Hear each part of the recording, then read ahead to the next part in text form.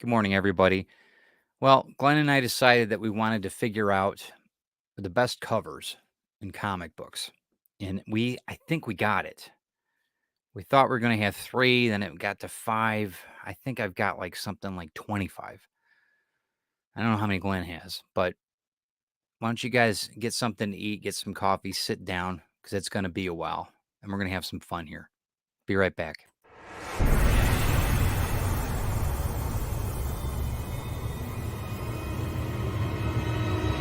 Welcome to the Comics Unlimited podcast with your hosts, Glenn B. Fleming and Ted Davies.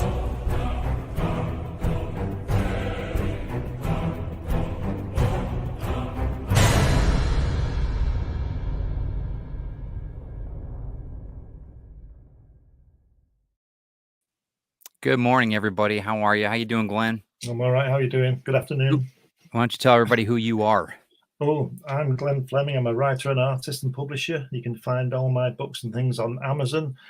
And this masterpiece has just ended on Indiegogo. Thanks for everybody for backing it, who did. Met its goal on the first day, but and That's the DVD fantastic as well. So yep. And I tell you what, this is I know it's not a comic book, but this is one of my favorite covers. I was just going to say that. So I want to say so. And you guys are going to look at this. It's not going to be an infomercial. You guys are going to, I know whoever invested in it they're just going to love it. Are you going to continue on with this as on demand, or how are you going to do this? It's on in demand, or if people want to hit me up on Facebook, we can sort it out from there, whichever way you want to do it. But it is on demand, yeah. Very good. And you also get the DVD as well. And this, I mean, it's a day in the life of Jack, and that's all I can say about it. Everything else has been said. You did a real amazing thing for collectors, bro. You really did. Thanks. So looking forward to getting a few more orders on that one. Okay, good. And I'm looking forward to seeing the success that you're going to have, and it's going to be awesome. I'm Ted Davies. I'm I guess best known for Retrieve, my sci-fi thriller that's in development right now for a movie, and also Grim 101 book series. So you guys can check everything else out on teddaviesartistry.com on that.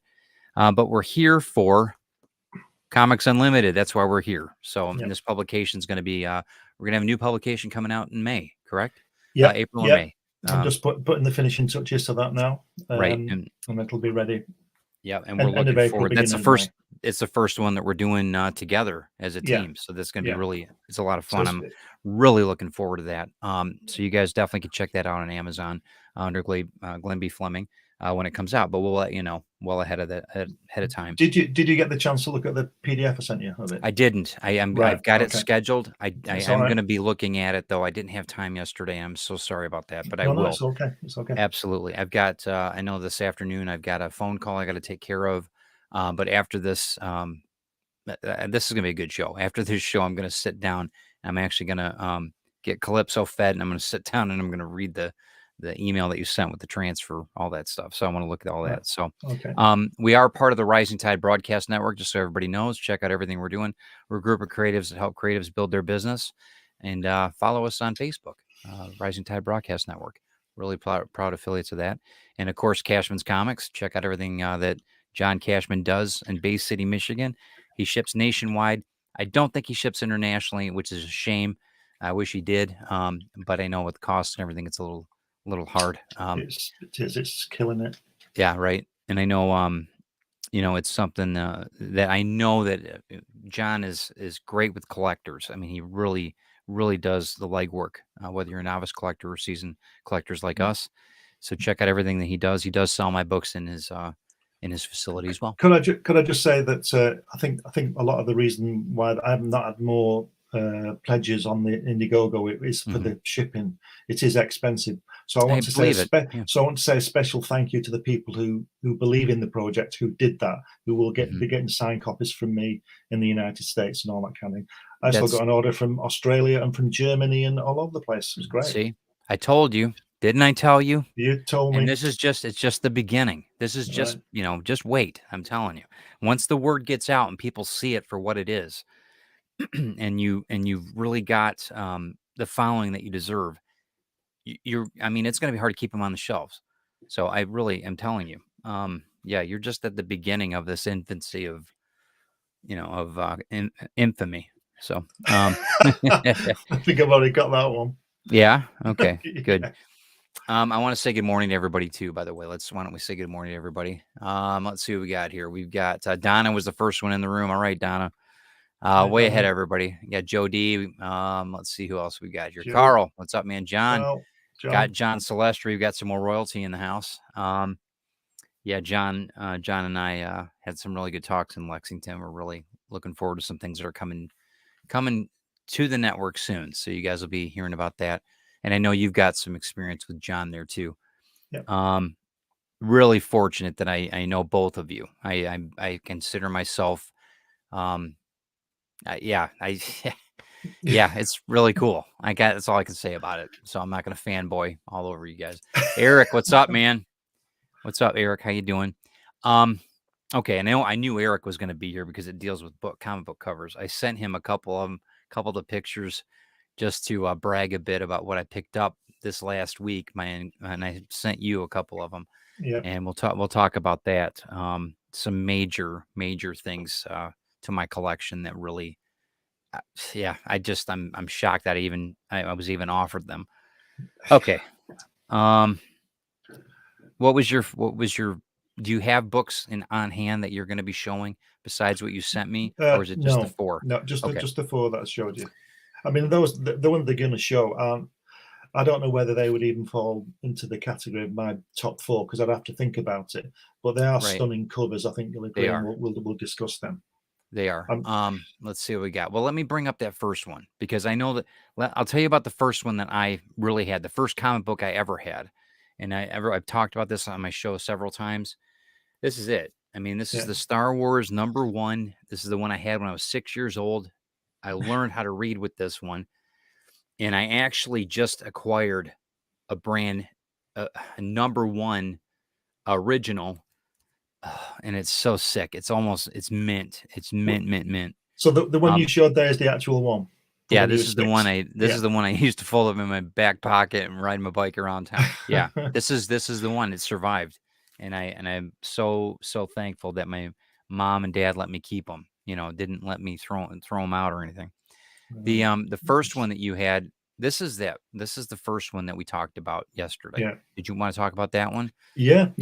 The 2000 AD one. It's Brian Bolland, who's one of Britain's or England's greatest illustrators. Right. He's an illustrator, isn't he? He's not. I don't see him as a comic artist. I see him as an illustrator, like Barry Smith. Mm-hmm.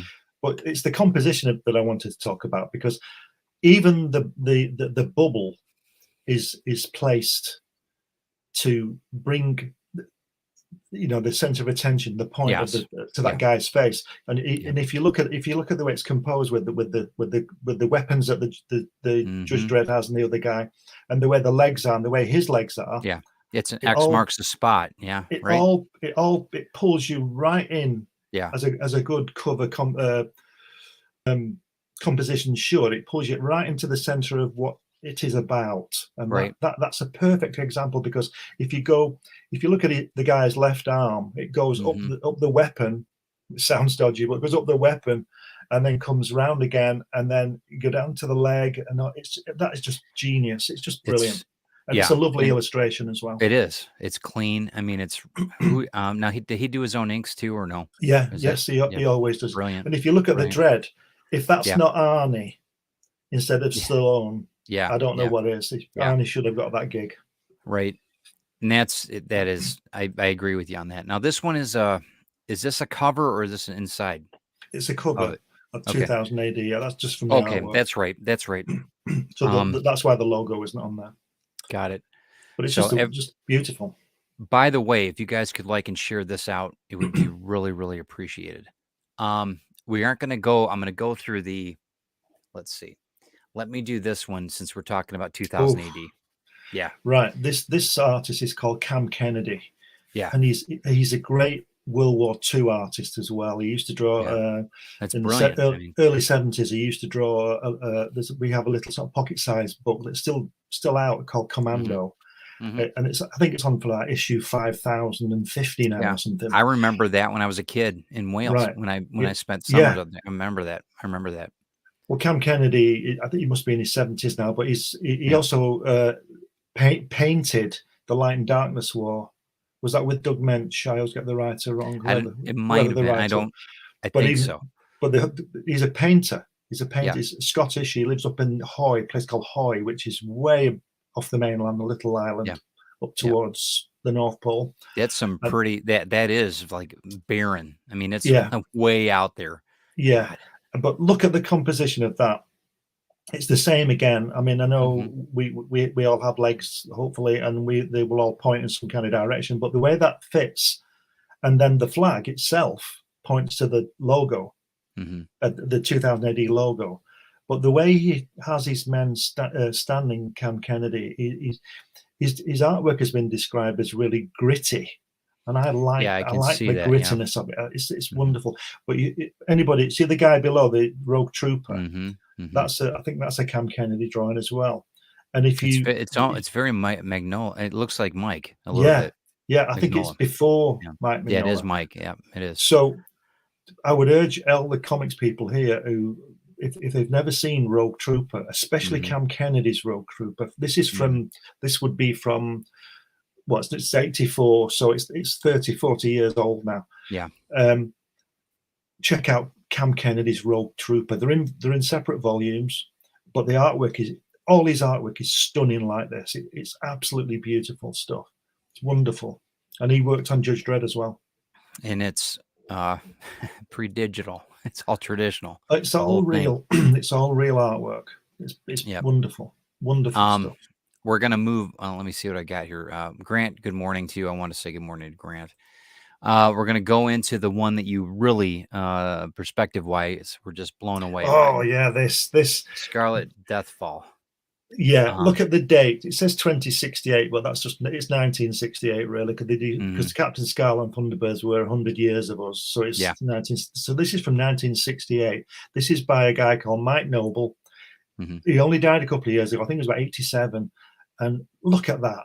That is all hand painted, no computer inside, none of that. He just paints it. It's just so beautiful. And of all Mike Noble's artwork, I wish I had that falling Scarlet, Captain Scarlet there. Because if you look at the composition again, he's been shot by Captain Blue, and then he falls off that gantry. And look at what's in the photo, in the drawing. He's got the helicopter underneath the helicopter. Yeah, that to me is just absolutely stunning and outstanding. It's so, I mean, there's weight to that. There's weightlessness. There's weight. I mean, there's a lot. I mean, Superb, it's a complete movement. Yeah, it is.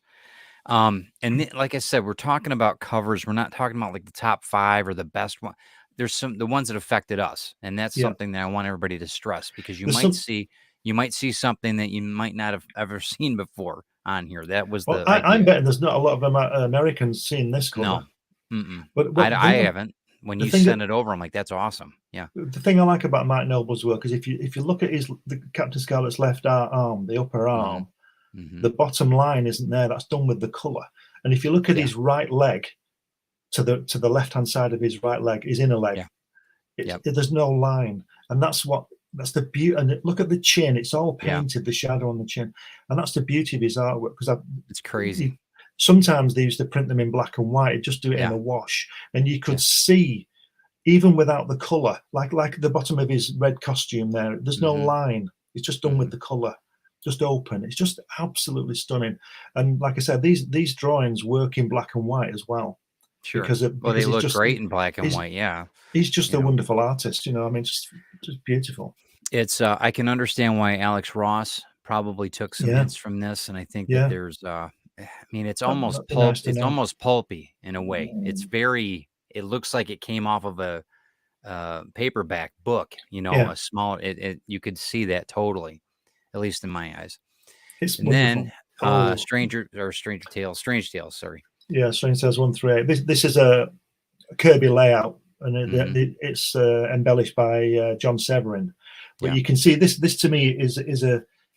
You could pick, I don't know, 50 Kirby covers that have this composition where all the guns and arms are all pointed at the subject.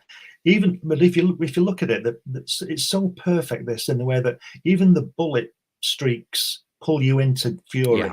Yeah. And like you said yesterday when you saw it, the background, the Kirby tech in the background is I mean, just it's incredible. so Kirby, it's not even funny. Yeah, I mean, it's but tech. It's textbook tech Kirby. Big yeah, time. and look at Fury's left hand. That's a Kirby hand, isn't it? Look at that. The Yeah. way Oh yeah.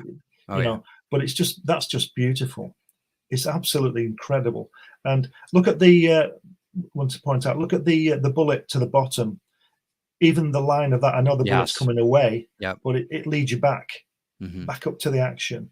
You Yep. know, but some of the bullets are pointing his way. You know, and Master. it's actually quite violent.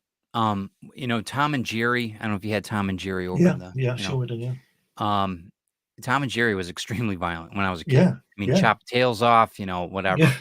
And, you know, we look at the things, the video games now and everything else. I'm like, it's really not that bad. I mean, it is No, terrible, that's some right. of them, Yeah. but what we had, and this is, even at today's standard, just a little violent, See, don't you think?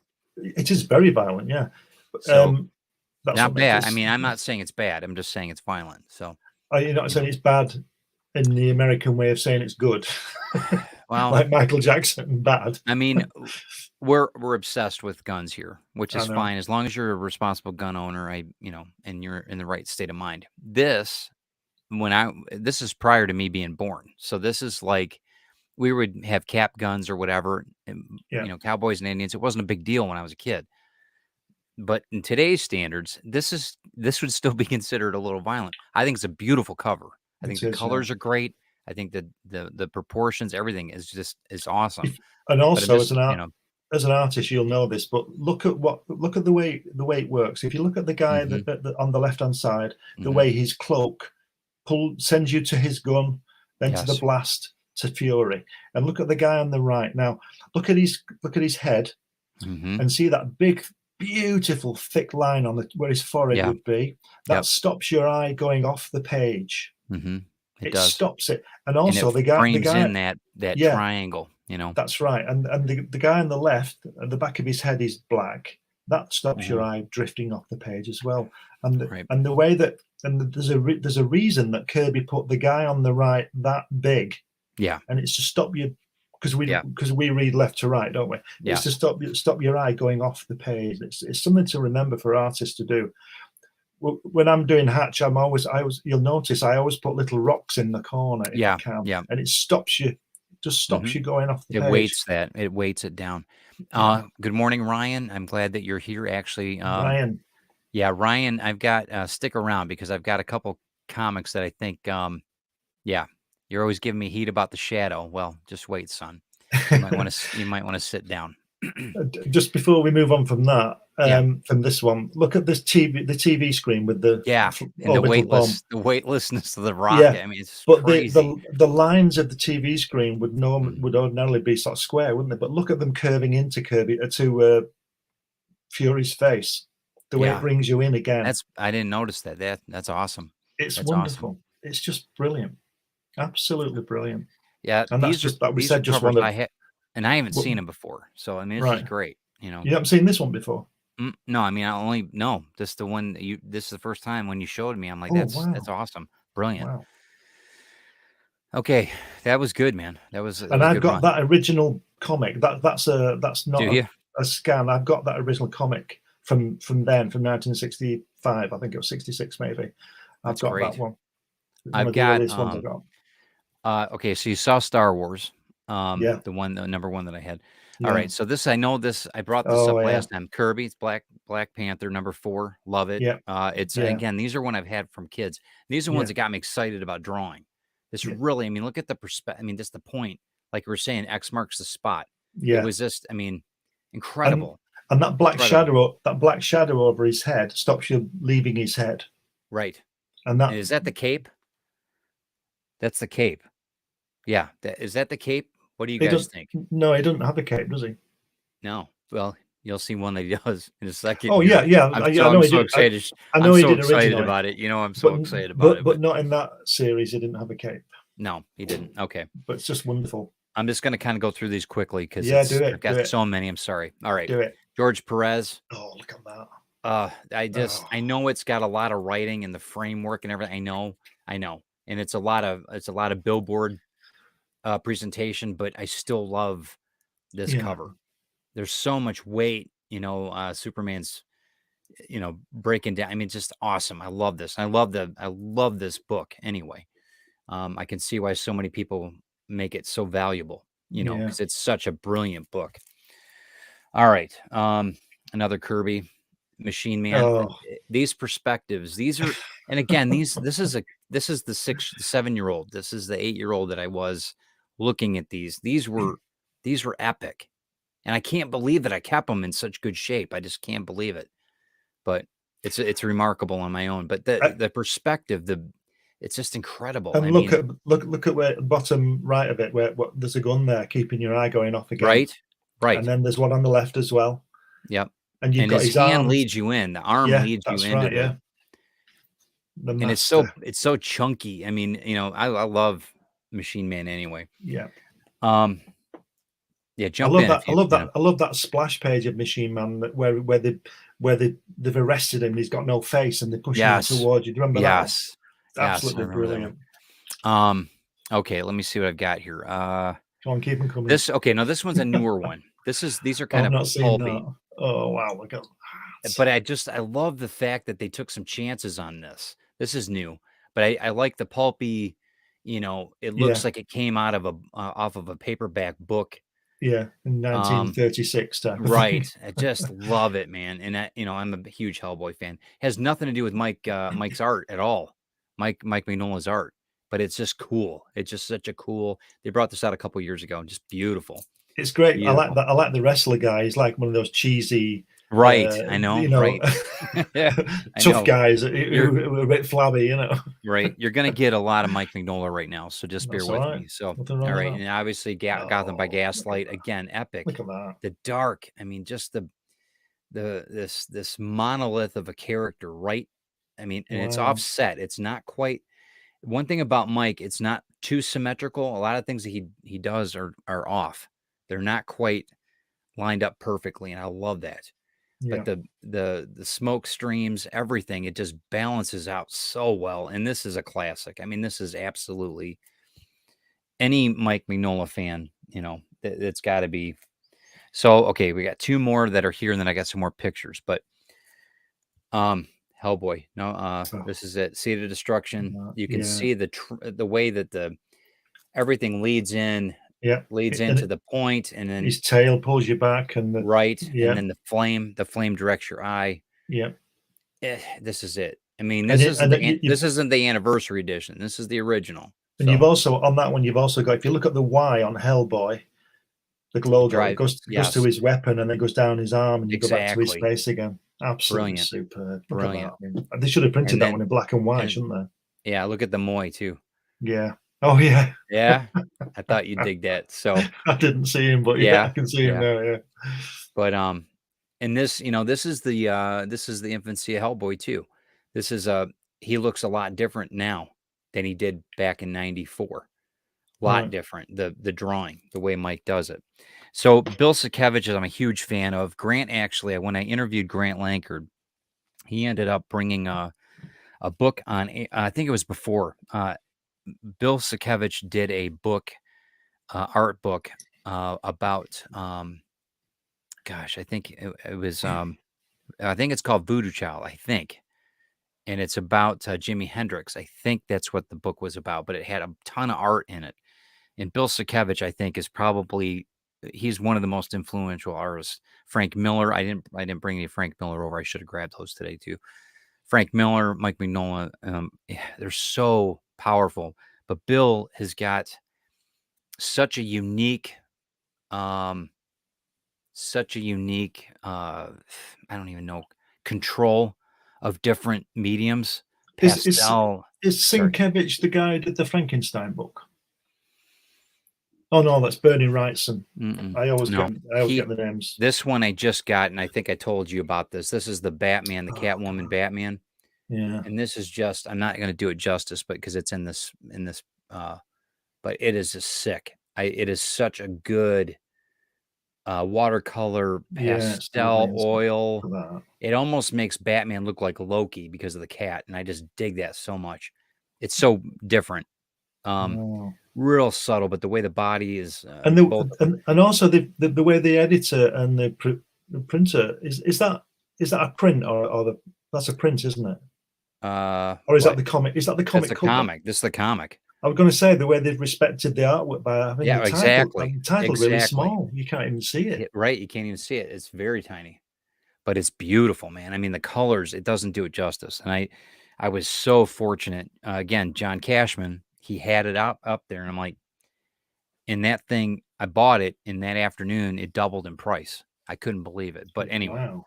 but well, that's one of the that kind of artwork is one of the reasons why I'm trying to experiment on Hatch, is to using the colored ink to try and get some. I mean, it's a bit stiff at the moment, but I just didn't want to do anything like that.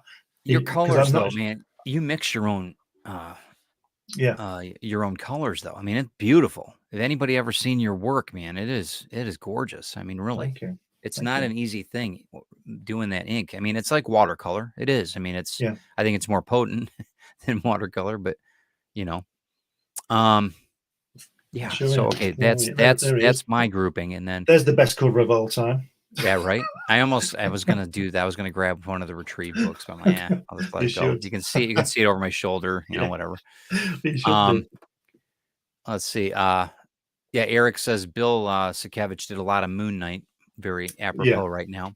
Yeah. And if anybody watched it last night, Christine and I watched it. I don't know anything about Moon Knight, and neither does obviously Christine doesn't, but she's digging it. She's like, this is crazy. I'm like, I know it's going to be a very interesting storyline. I do have a couple other, and we'll get to the comments in a minute. A couple other, let's see what we got here. I've got 4 other, well, these are the I just acquired these. So you guys, I'll let you kind of salivate to what I've got here. And thanks, Pete, for hooking me up with these. I appreciate it. It's been a while coming, and yeah. There he is with his cloak. I can't believe I own that book. I just can't believe it. Sick. And look at the treatment of that. That's a perfect triangle too. The way it's, I mean, and then you get the circle back, and the circle. And you got that sort of pipe thing coming back on, leading you back. But I'll tell you what, something I noticed about Kirby's, a lot in Kirby's work, and I like this. I like the way that he always has the male protecting the female, and that's not to say that women can't look after themselves or anything like that. No, but he always makes a point of the tough guys looking after the female, which is the way it should be, in my opinion. That's what a guy's job is, to look after females and kids. But the way he portrays it, it's just fun. I'm not saying she's insignificant at all. No, it's subtle. It's just brilliant the way it is. But it's also this cover is excellent, I think, because the Panther looks to me like he's going to attack Johnny Storm here, which might be a mistake. Because he's on fire, I mean, right? You would torch him, yeah. But it is brilliant, and the way that I love the black cover. Only Kirby would draw a character called the Black Panther dressed in black against a black background, right? So and he's put that. It's great. It works completely. Yes, superb. It's just wonderful. So this is 1961, if I'm not mistaken. No, 1966. I would say that was. No. Yeah. Let's double check that. Check that. July 66. Is it? Okay. It is. Well, check it. But 61 was when they started, and that's number 52. All right. Okay, that's right. Well, how old were you then when you owned it? 11. When you owned this? 11. God. Wow. This is what I used to get every month. This is what we got. This standard every month for 5, 6, 7 years. This standard, Jack Kirby. It's just I'm still in awe that I own that book. I wish I owned that artwork. I'm excited about that. Yeah, right. Okay. Same again. There you go. Look how Reed is telling Sue to keep back. Yeah. Not because she can't do anything, but because he's a male and he's protecting her. And I think that's brilliant. She's valued. Well, that's the thing. Exactly. She's the most precious thing. Exactly. And that's what it's about. It's not the weakest link. It's the most precious thing. Yeah, and look at the composition of that. The way the torch is coming in around the Thing's arm to Sue, down Reed's arm, up Panther's leg to the bad guy and all that, and to that wonderful signature there. Wow, you lucky dog. Anybody read that signature? Anyone? Can anybody read that? It's not on the printed version, folks. That's some signature. Look at that. Again, another black top, a black background, and this is the issue. Right. The next issue is so. Oh, I'm sorry about the picture. It's not the. No, it's okay. But, you know, hi April, how you doing? Let's see. I can't believe I own books with Joe's signature on. I just can't. Yeah. Well, you try and imagine this. I know you do, but you're 10 years my senior, or no? How old are you? 60. I'm 67.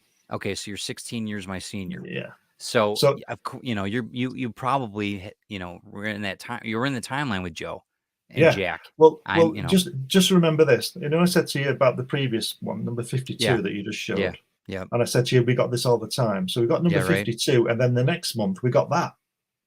Yeah. It never ended. It did, but it seemed it would never end. It was just so good, so beautiful. Right.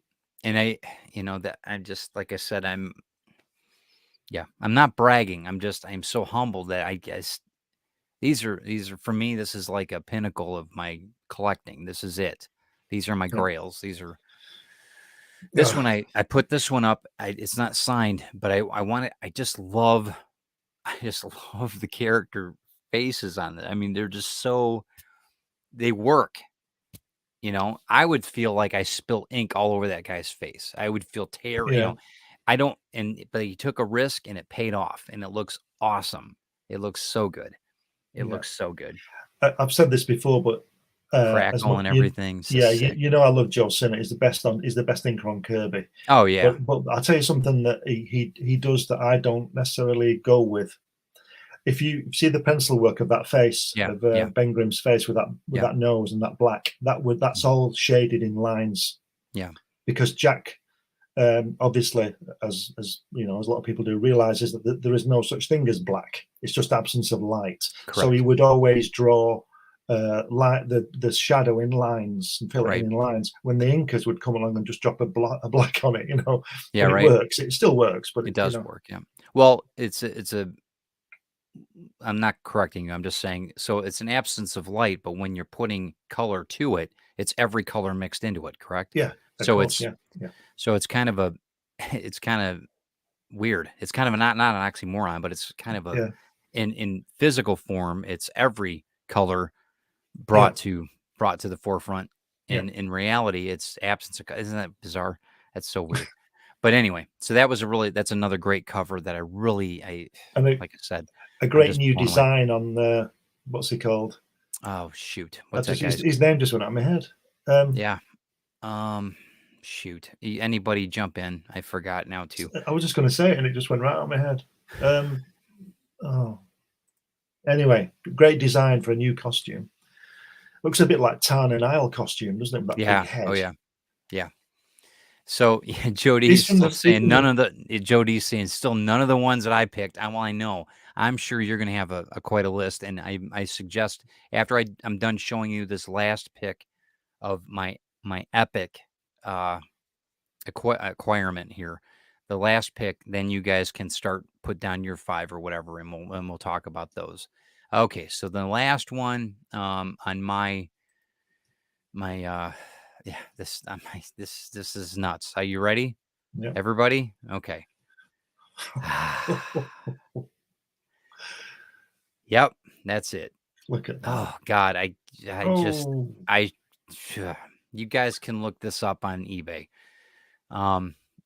It's the first. It's a first appearance of Ghoul, and when's this from? I can't even talk about it. When's it from? Neil Adams. Mid 70s. Neil Adams. Let's see what we got here. It is June. Yeah, it's number 232. Yeah, June. I think I want to say it's 70. I don't have it listed here. Right. I don't have it in front of me, but again, look how Batman's cloak goes around and brings you back in, and then you go down the weapon and down the blast, and there's Robin with and then you his got leg. the hand. You got that like subtle hand bringing the weight down. One thing about I don't really care for Neil. You know, I don't really care for him, but his art changed the way I looked at Batman, big time. You know, and it was forever. He's always going to be blue with the yellow utility belt. You know, that's forever going to be my. Did he color it though? No, but I think that the combination of that and the time frame of Batman and everything else, it's part of my childhood. So when I found out that this was available, I'm like, you grabbed it. Yeah. Oh yeah. I mean, God. I think Neil Adams. I think you'll agree that Neil Adams isn't a comic artist. His style. He is a comic artist, but his style is more like advertising. Yeah, it is. Advertising You're right. world. You're right with that. You're right with that. Yeah, he's fantastic. You know, don't get me wrong. He's absolutely brilliant. But what a great commitment again from the editor to have that guy in the background with that kind of separation on that, you know, in that tone. Do you understand what I mean? Because it looks to me like it's from the pencil, the tone in the back of that. Yeah, it does. It does look like it. I don't know if there's I mean, and here's the other thing too. It's on all these covers and that they're spectacular and everything else, but it's the story behind them. I mean, this one, you know, you always hear, okay, a comic is so important because it's the first appearance of such and such. It's the first appearance of da da da. You know, it's a second appearance of da da da. That's the thing. And I tell people this all the time, you know, art is subjective. It's the story behind it. That's what makes these so valuable. The signature of the artist or the inker or whoever it was that was part of this, that actually touched this comic, put their signature on it. I mean, that's where it's at. That's where the value is to collectors. I mean, it is, okay. It's a cool cover. It's not the most spectacular cover in my collection, but the story though, and the value in that is, and like I said, you guys can look up the values on these incredible, just opportunity. I think Neil has definitely been looking at Kirby covers there with that hand. And Oh yeah. You know, he's learned something there, I think. You know, but it's fantastic, isn't it? It's just, and the way the logo in black as well just sits on top, man. It's and the wings pointed to the bubbles and all that kind of, and then that sweeping cloak comes down.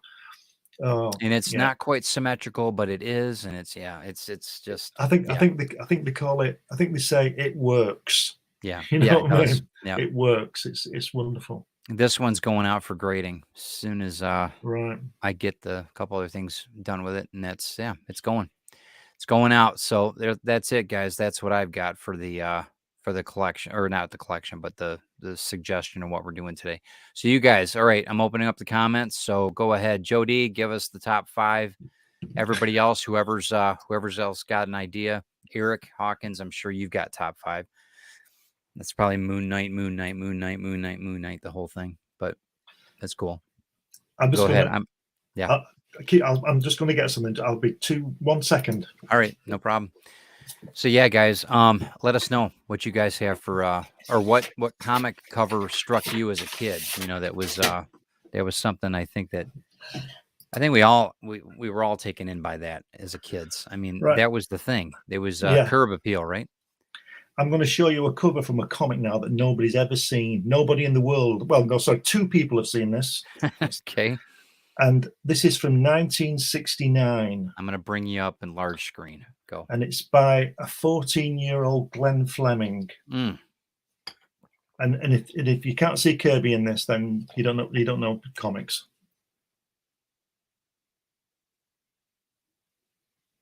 Wow. You're 14? Yeah. You're 14. Yeah, 14 years old. What's the Unmasked? What is it? Oh, I can't tell you that. You'll have to read it. Okay. But it's my comic, Black Diamond. I'm redoing it. Well, I've been redoing it for ages, forever. But this is from 1969. This is apart from some drawings of lunar modules. This is the earliest artwork of mine I've got, and this is number 5. Yeah. What? How old were you in 69? 14. God, you missed. Thank God. Well, was UK in Vietnam? They weren't, were they? No. Oh, that's good. I'm glad. I know that. No, Yeah, that's there's good. another one. Bit of water damage on that one. Yeah. So it's not right. This drawing is awful. But I was only 14 when I did that. Well, no, that's history, man. My parents saved all the artwork that I did over the years, and they gave me a file full of stuff, and I could see the progression. Sometimes not always the best, but as I go through. April Martin jumps in here, guys. She's actually, hey, come on, guys. You guys are the collectors. You guys are. I know that April's new here, so she says Spawn and Todd McFarlane's work does it for me. That's good. Spider-Man McFarlane, man. I was a huge fan of his. Huge fan. And I think I've got the whole run. But yeah, gigantic fan of McFarlane. Very unique. And again, he's built an empire, what he's done. And I'm not saying, take it or leave it, however he is as a person, but as an artist, I got a lot of respect for him. Mm-hmm. He is good. And marketing wise too, I must say that didn't he do he did Spider-Man, didn't he? The early 90s. Didn't he do about 6 different covers or something on one issue? He did 10, I think. Amazing stuff. Gold it was silver and all this kind of stuff. Yeah, right. I have some of them in this. It's so unique. I mean, the spider, and it's so detailed. Like God, and it was completely blowing out of the water. I mean, you were just like, wow. Mm-hmm. I mean, because you had Jim Lee, you had him. I mean, it was incredible. The artist of that time, at least for me, it was. But yeah. Is he left Marvel? Did he leave under a cloud? I don't know. Can you guys answer that? I'm not sure if he did or not. I would assume they all do, unless the contract is ran out, they all kind of, unless your contract says not to leave under a cloud. Well, I mean, yeah. Well, who would have thought Jim Lee would be, what was it? The head dog at DC? Who would have thought that, right? I mean, it's crazy, just nuts. Yeah. But, people should check out the 2000 AD series. I mean, it's about, I don't know what program it is. It's probably called Progs, the issues. Yeah. It's something like 600 now, I think, but there's some fantastic artwork. I don't know about today. Didn't somebody just pass away from the 2000 AD collective? Wasn't there a writer or an artist that just passed away? I know Carlos Esquerra died a couple of years ago. He designed. No, I mean talking like this week. I thought maybe I misread that, but okay. I don't know. Jody, he said X-Men 63, Eunice the Untouchable, Doom Patrol 121, 1968. Kingdom Come #1, 1996. Yeah, that was a good one. I got to give you that. Props on that one. And of course, I knew he was going to put a Wonder Woman in here. #1, George Perez, 1987. That's it, man. I also got. I didn't show you guys all the George Perez books that I ended up acquiring too, and I'm so glad I got classic Crisis where it's Superman. Yes. I mean that. Wow. He every con he would have a Supergirl ask if they'd take a picture with him, and they had one. I don't know if you saw it online or not, but he's holding her. Is he holding her? Oh yeah, it's freaking great. It's great. Well, Jody says he can cite more than 5, but those are pretty good ones, bro. I mean, I have to say that's a pretty good list. That's a pretty good list. One that I was going to put in there, but I thought we might have too much Kirby, and that was never too much Kirby, man. I know. Come on. I think it's Fantastic Four 57, the one with Black Bolt when they break out. Oh yeah, Doomsday bright yellow. I mean, I have a story about that when I first saw that. It's just fantastic. So Grant says 90s Sandman series. Yeah, I have to say, it is very unique, and I do that. I like the American Gods. The new American Gods covers are beautiful. With the watercolor digital, beautiful stuff. I ended up collecting those. I wasn't real sold on the interior art, but boy, those covers were absolutely gorgeous. And also, April was talking about McFarlane. Spawn's got some really beautiful covers. The stuff that they really, the Slayer ones, those ones are gorgeous. I've got a couple of those that are just beautiful. So, I mean, to each their own, Yeah, I think we all know the importance of a good cover, and which is why, getting back to Kirby again, which is why he was doing all the covers in the 60s for Marvel, because he knew how to do it. And then he did. I think he did X-Men until about number 18, didn't he? I think he drew it to issue 10, and then he continued the covers because he got Werner Roth doing it and all that kind of thing. And the artwork suffered, I thought, when Kirby left. I think so. And by that, you were such a huge fan, though, too. I mean, it's but understood. But what I'm saying is that the artists who came in obviously couldn't be as good as he was, but they were way off, in my opinion. Some of the X-Men stuff, early Werner Roth and people like that, and Dick Ayers. I think Dick Ayers is a good inker, but I don't think he's a good penciler. But that's just my opinion. Peter Ryan, you are awesome, man. The Retrieve series has some really great covers. Thanks, man. I appreciate that highly. Thank you. Appreciate that. Good morning, Pete. Hope you're doing well. So there, just to scratch the surface, there's just so much that, I mean, and you guys, if it resonates with you, then that's the best cover in comics, whatever. And these are just some ideas. Look at your Retrieve on the wall behind you there, the way you've got that jagged, keeping your eye going off the edge of the page, stuff like that. And then the one underneath it, with you come in at the arm and go up towards the shine behind his head. Mm-hmm. You know what you do. Yeah, I do. Scary thought. Don't tell Christine that, because then I'm fully responsible. Oh, dear. You can't do that. I mean, even if you look at the background of where we're talking now, the lines coming in from bringing you into that guy flying towards you, and then the legs going up, and we're blocking it out. But and the serpent at the top. I mean, it still all works, doesn't it? Even though we're blocking it out. Just a public service announcement. The mail's being delivered, and I've got like a package being delivered to the door. So Calypso's going to go ape in a minute. So just so you guys know. Have you seen Pops's dogs when they start talking? Yeah, man. I'm like, he talks to him, mute it, man. Right? I mean, yeah, she's on attack mode now. But anyway, so who else has got any other art that's the covers that you guys enjoy? Let us know. We'll give you a couple minutes here while we're talking and closing.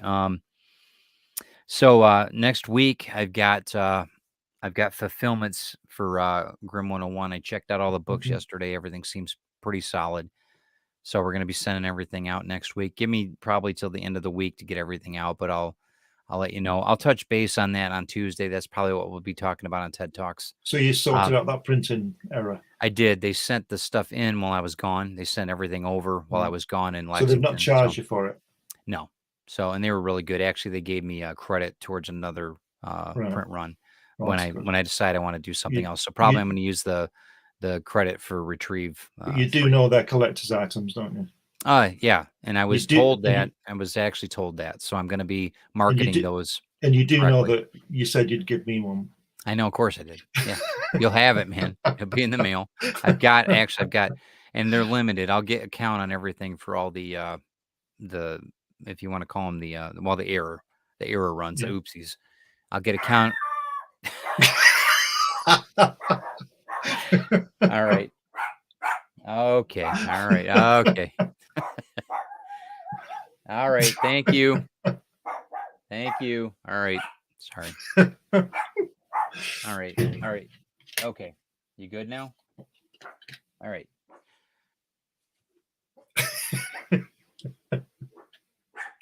Thank you for protecting me from the postal worker. Well, folks, this is the best cover. This is the one that should be on your shelf. Yes, absolutely. And I think that, I can't stress enough. If you're a collector, that's it. I mean, that I'm telling you, that's the bar. It's going to set for nobody else can compete with it. No. If you're a Kirby collector, you cannot compete. You can get every comic book known to man, but it still is not spending an afternoon with Jack Kirby. So, and you did it twice. So, yep, twice. Yep. Yeah. So, hey, enough. I'm not going to give you any Cheerios or anything. Hey, you want a Cheerio? Then shush. Man. Sorry, guys. This you can even see my artwork in this book. Hold on, I'll zoom in on that one. Some pencil work there. That's actually, yeah, it is. And one thing I liked about it was the notations. Yeah. I was talking to John Celestri when we were in Lexington, and he showed me one of the books that I ordered it from his Indiegogo, and it's the breakdown of all the of his early art, the Boba Fett that he did, the animation, the Dragon's Lair video game. All the artwork is incredible. And that's what I really like, the behind the scenes, the thought processes that go into creating something like this. Yeah. And I think that's really what the value is right there. When I've done this fulfillment on this book, I'm moving to get Hatch out, and I'm going to put in the back of the book. I might not put them all in, but I'm going to put a lot of the rough drawings in. Good. The thumbnails that I do before I do it, just and go through the process. Yeah. I heard you got a really awesome guy doing the forward on the. Yeah, I can't. What was he? He's not sent it to me yet, and he's been doing it for 6 months, I think. Now it's 3 months, but yeah, it's well, as soon as I get back from my beta reader. But did you know that that Brian Morris edited this? I know. And Randy Zimmerman did the forward. Right. Brilliant. It's worth it just for that. Right. Well, I mean, it's good it is. It's awesome. So I mean, there's definitely some heavy hitters in that small investment that you'll make for the Jack Kirby book. Peter Ryan says, let's see, such a great book. He said, I'm looking forward to it. And then what else, Pete? I'll never forget Jack signed my Human Torch. Oh, that must have been wicked, bro. I didn't know that happened. You still got that one? Okay, just asking. All right. Might be in the market for that. Just saying. Let's see. Ryan Permisson. Some of my favorite covers are Kingdom Come Trade. Yeah, the Shadow #1. Yeah. Yep. I'm sure the Shadow #1 that you bought is. It looks so good, dude. It looks so good. And Batman Hush. Huh. I don't know that one. I have to look that one up. Okay, from Dust Small Press Publisher. X-Men 100, 1976, giant size X-Men #1, Wonder Woman again. Anybody wants to know anything about Wonder Woman, it's Joe. He's the man when it comes down to that. 1948, X-Men 134 from 1980. So yeah, Pete backs you up, Ryan. He says that Hush is awesome. I have to check that out. We'll have to see. I don't know if we've got any copies of that in the circulation, but maybe I'll pick one of those up. So yeah, if anybody has one, let me know, and then we'll talk about that. That's a good show. Yeah. I'm really glad that we did that. That was a fun show. We could. I mean, if you think that Kirby's got 100 covers for Fantastic Four, we could have just done that for the next 4 weeks. Absolutely. Yes, enjoyed that. Yeah, it was good. Actually, Peter does have it, and Stan signed it too. Unbelievable. Brilliant. I love that guy. All right. Anyway, he's just got to dangle that carrot. Man. So, that's awesome. So thanks guys for stopping in. This week, we've got Drinking with the Davies tomorrow night or whenever it is. Is it in the morning it's kind of early morning tomorrow in the UK, midnight, I think, or something like that. Yeah. I'm not sure. So 7 p.m. Eastern Standard Time. Christine and I are doing Drinking with the Davies. And we're making holy water. I don't know if you guys have ever heard that drink, but say your prayers, because it's a pretty brutal mix. I think you guys will enjoy the show. About 45 minutes into it, you'll enjoy it. It's a pretty strong drink. So check us out tomorrow night, and we'll be returning on April Fool's Day. No April Fools tomorrow. Just good conversation and good mixology at 7 p.m. And Drinking with the Davies. So check it out on this channel, Ted Davies Artistry. Thank you, Glenn. It's always a pleasure, man. Thank you. It's great. Yeah. You're always awesome to talk to, and I always learn something. Always. I just make it up. So here's one thing we're going to leave you with. Peter said, you just make it up. Stan turned me down the first time I asked him to sign it. Well, that stinks. That's kind of a. Well, yeah. I was going to go to a convention with Stanley. I didn't go because of the Kirby thing, but Yeah. I learned that he wanted £25 for a signature and £25 with a picture with him, and he could only have one. Yeah. So, yeah. No. And that's, I don't know. I mean, Kevin Eastman was at Lexington. He charged $40 for a meet and greet and a signature. That's not too bad. Ron Perlman was $70. So that was a little. I think in their defense, I have to say that they realize that if somebody's just going to go and put it on eBay and make a stack. Yeah, that's different. And I know that, I know like Foo Fighters, Dave Grohl, he won't sign anything if he knows it's going to go, if it's not for charity. He won't sign anything. Right. So, and I totally respect that a lot. They'll catch him outside a restaurant or whatever. He won't sign anything without knowing. There's a soccer manager called Mourinho over here, the Portuguese guy, and he was manager of Chelsea for a while, and he won the Premiership. He won the league, top of the thing, and he got his medal. And because it was a different sponsor to what he had, he took the medal off and he threw it in the crowd. He wasn't being disrespectful, but he wasn't allowed to wear it because one sponsor. And he threw the medal in the crowd, and apparently, apparently it was on eBay 10 minutes later for 40,000 quid. Yeah, I don't know whether it was sold. Mad. Well, and I see these musicians that have, say, a kid come up from on the live audience, and they have him play the guitar. He knows how to play the songs, and then they give him the guitar. And even Dave Grohl says, "Give this guitar to your mom. That's in this, and I don't want to see it on eBay." That's that was his only thing that he asked. Yeah, and that's cool. I think that's the right way to do it. We need to be stewards of certain things, and sometimes we need to flip things if we need the money or whatever. But you try to be respectful of the gifts that you're given, right? Of course, of course. Thanks, man. I appreciate it. Thanks, guys, for stopping in. Thanks a lot. Thanks for watching. And please like and share this out. It would really help us, the algorithms, big time, and it helps us, keep the station moving along and growing subscribers. So we will talk to you soon. Next week, we don't know what we're doing yet. Any suggestions? Let us know in the comments. We'll come up with something, I'm sure. Yep. Try to have a good day, guys. Do something good for somebody. Read some comics if you want to. Maybe, hey, buy somebody a comic. Give it to them. We'll talk to you later. Have a good day, guys.